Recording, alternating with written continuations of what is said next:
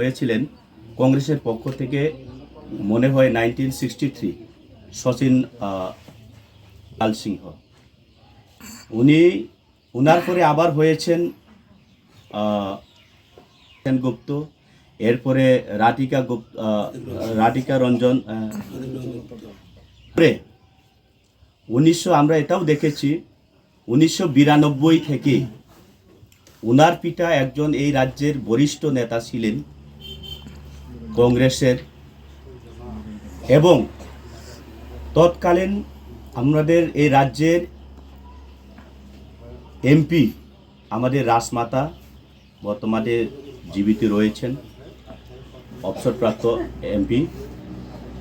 উনার আমাদের রাজমাতার আরাধনায় উনার পিতাকে একবার 1992-এ এই সুযোগটা দেওয়া হয়েছিল। কিন্তু দেখা যায় 1992 যখন মুখ্যমন্ত্রী ভারপ্রাপ্ত দেওয়া হয় ওনার পিতাকে, উনি একটা বিফল, সেই 1992 কংগ্রেসের সরকার 1993 গিয়েই বিলীন হয়ে যায়।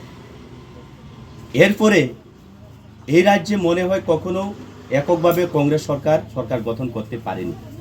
তো একটা প্রথম গেল। দ্বিতীয়, গতকাল যে কথাটা বলেছেন থানসা নামে এখন নতুন একটা পার্টি তৈরি হয়েছে, গ্রেটার ত্রিপুরাল্যান্ড স্লোগান তুলে ধরেছেন এবং প্রশ্ন করেছেন কি এই থানসা, কি এই গ্রেটার ত্রিপুরাল্যান্ড। সুদীপ বাবু, আমি আজকে আপনাদেরকে একটা এই বিষয় নিয়ে জানান দিতে চাই। হামবাইরেও ধন্যবাদ জানাই।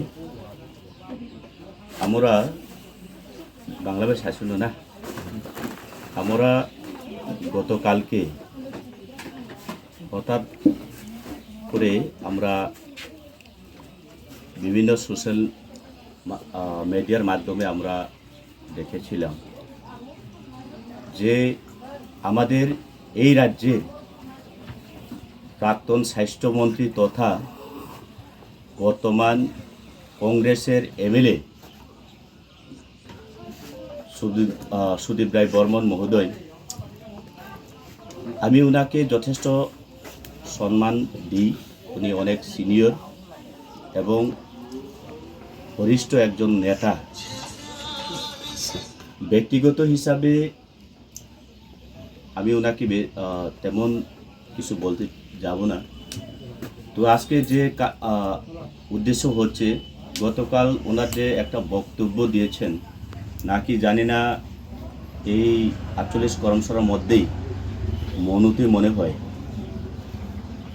তো এইখানে উনি ভাষণ রাখতে গিয়ে একটা মন্তব্য করেছিল এবং আমাদের টিপ্রামথা এবং আমাদের মহারাজার উপর যে কটাক্ষ করেছেন বা যে বিষয়গুলি তুলে ধরেছেন, এর পরিপ্রেক্ষিতে আজকে আমি আপনাদের মিডিয়ার মাধ্যমে ওনাকে বা আমাদের সুদীপ বাবুকে আমি একটা জানান দিতে চাই।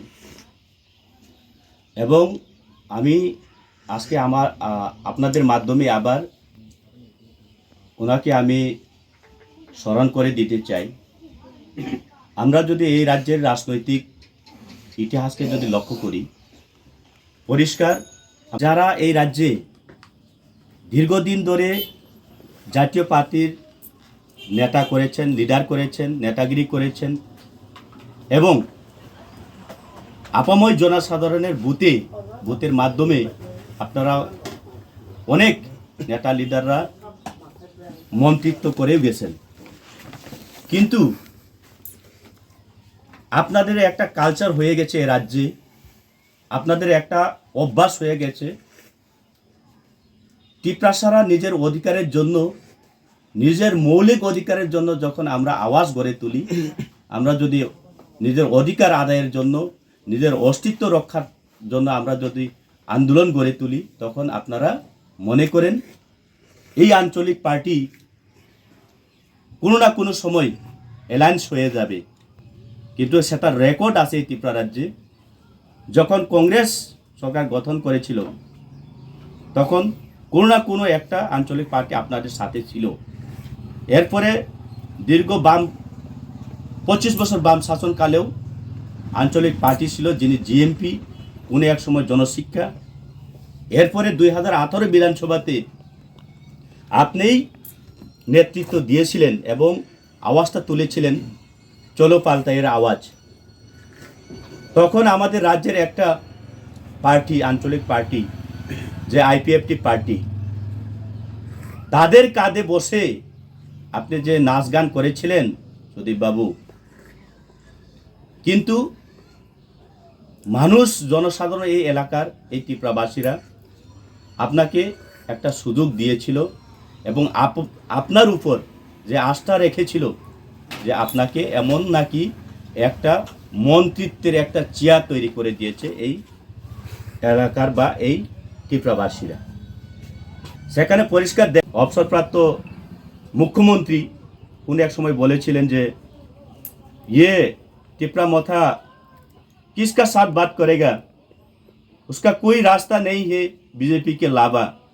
विप्लव बाबू, हमें अपना क्यों बोलते चाहिए, आपको लगता होगा ये हमारा टिपरा मोथा बीजेपी का जागीर है, लेकिन अगर आपका सोच में ऐसा है तो ये गलत है, क्योंकि हमारा बुबाग्रा, हमारा महाराजा, हमारा टाइगर जब तक जिंदा है हम टिपरा सा कभी भी अपना सिर नहीं झुकाएंगे। ये बीजेपी हो, सीपीएम हो, कांग्रेस हो, किसी का सामने हम टिपरा सा कभी भी अपना सिर नहीं झुकाएंगे हम लोग। ये याद रखो।